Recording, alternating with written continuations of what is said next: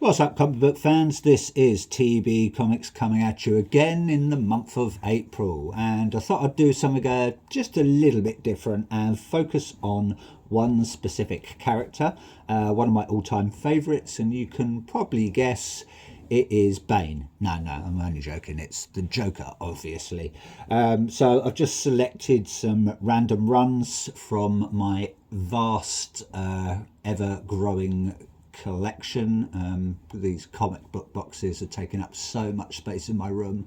I don't know what to do, but I'll persevere. But anyway, let's get stuck into some front covers from The Clown Prince of Crime. First up, we're going to head over to Joker Presents a Puzzle Box. So we've got issue 1 there. Hopefully it shows up well enough on the camera. Might move it a little bit closer so you can get a better idea. So that cover there is cover B, coming from Riccardo Federici. Really nice cover there. Do like the sort of rogues gallery in the background with the Joker tied, I think he's tied to a chair. Really good run. Really enjoyed this story.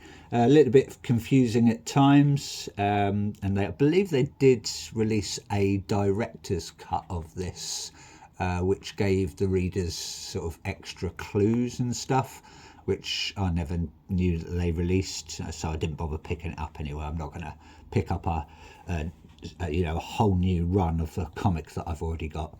Anyway, enough waffling on that. So this is coming from Rosenberg, Marino, Hickson and Ariola. So thank you very much, creative team, on that. Next up we have issue number 2 there.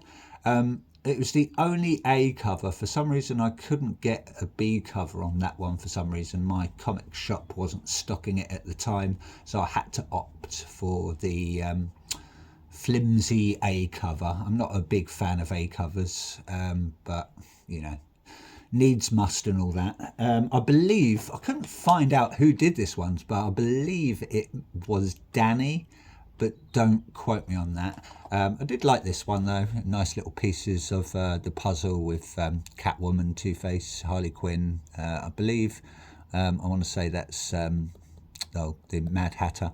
And is it Black Mask? Not too familiar with Black Mask, that character. But yeah, still same creative team: Rosenberg, Marino, Grant, Danny, Ariola and Cox. So a couple of extra people up on that one. Next one is issue number 3. That one there is coming from Riley Brown. So thank you very much, Riley Brown. Did like this one.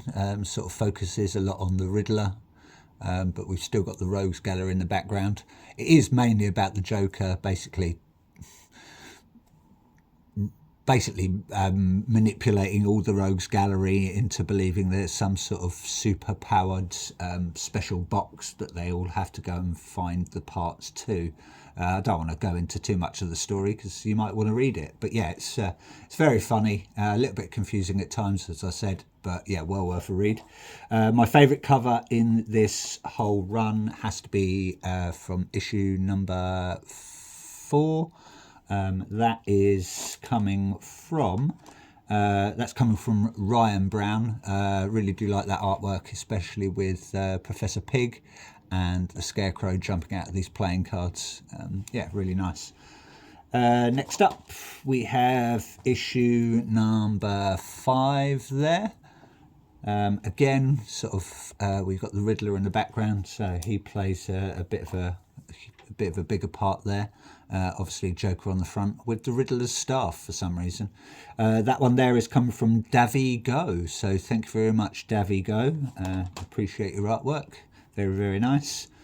Really nice cover there for issue number 6, and I want to say that is coming from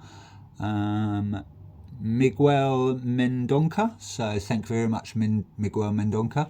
Got some extra people on this run, or this issue, so Rosenberg, Marino, we've got Christel Doe, Sifu Sifutens. I'll probably pronounce that incorrectly, so my apologies. And Areola. I'm going to assume maybe it's the colourers or the letterers or maybe the front covers that have been changed. And then last but not least, we have the Rogues Gallery lineup there for issue number 7. And that cover there is coming from, Riley Brown again. So thank you very much, Riley Brown. We've got Harley Quinn. I believe we've got that guy there, who Slade Wilson. I've nearly forgot his name then. Two-Face, Joker, obviously, Catwoman, Penguin, and Bane. So yeah, really nice run, worth a read. Next up, we're going to head over to, still with DC, obviously, because it's the Joker. We've got, everyone's probably read this, loved this one. It's just a mini-series, 3 issues, DC Black Label, and it is the Batman 3 Jokers, come from the creative team such as Jeff Johns, Jason Fabok, and Brad Anderson. Nice short run, very, very funny. Really sort of surprised that there was 3 Jokers, and you sort of had to guess basically who was the real Joker. In a way, they're all the real Joker, but again, not going to go into the story too much because you might want to read it. But there are 3 Jokers, and Batman and Red Hood, and I think it's Batgirl, I want to say, basically trying to find out who, what, where, when, and why. That one there is coming from, that's the second print, because for some reason I couldn't get, I think I just bought these as a set off of a specific auction website. That cover there is the second print, and that's coming from Jason Fabok. Love his artwork, really nice. That's the Shark Puppet variant. Got book 2 there. These are all kind of premium thickies. I do like these premium variants, really nice and sturdy, and also always on sort of cardstock and much thicker than a sort of a normal comic as well. Book 2 there is the Death in the Family Top Hat and Monocle variant. Do like that cover there. Thank you again, Jason Fabok. I believe that's cover E. And we also have the last one there, which is book 3. That's the Mohawk variant. I think that's something to do with Endgame.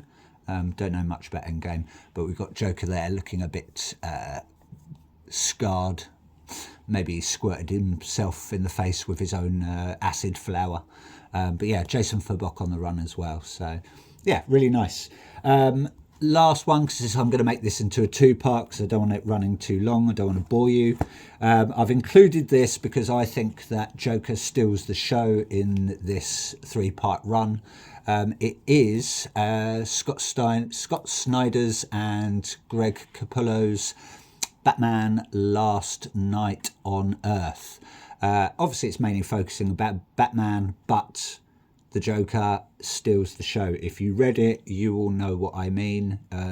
You can't go wrong with the Joker's head in a jar, still talking, still living and breathing, and still making stupid jokes. Especially in the last issue, where he actually manages to get a body, and you'll know what I mean if you've read it. Yeah, it's very, very funny. You can't go wrong with the Joker being the boy wonder, basically. That there, is, I want to say that's cover B coming from Jock. I'd never know Jock's actual last name, whether he's just called Jock. I think he is from most things. So thank you very much, Jock. And thank you very much, obviously, Jonathan Glampion and FCO Placiencia, I want to say. I'm not sure how you pronounce it, if it's Fico or Foucault. So my apologies if I have pronounced that wrong. That's what I mean with Joker's head in a jar. Yeah, it's a very, very quirky run, really funny. Definitely a DC Black Label, I'd say. Again, we've still got Scott Snyder, Greg Capullo, Glampian and plus Ciencia. But that's book 2 there, and that is coming from, that's cover B, coming from John Romita Jr. So thank you very much, John Romita Jr. on that one. And then the last one there is issue number 3, and that is cover A, coming, I believe, from Greg Capullo. We've got our main villain there, obviously Batman there, and we've got Darkseid's head on a spike, as you do. So yeah, if you haven't read any of these, especially Three Jokers and Batman Last Night on Earth, I would say go out and get them, especially if you are a Joker fan. Very, very funny, very, very good writing. So that's it for me for part 1. Please like, please subscribe, and hopefully you'll stay tuned for part 2. Take care. Bye-bye for now, comic book fans.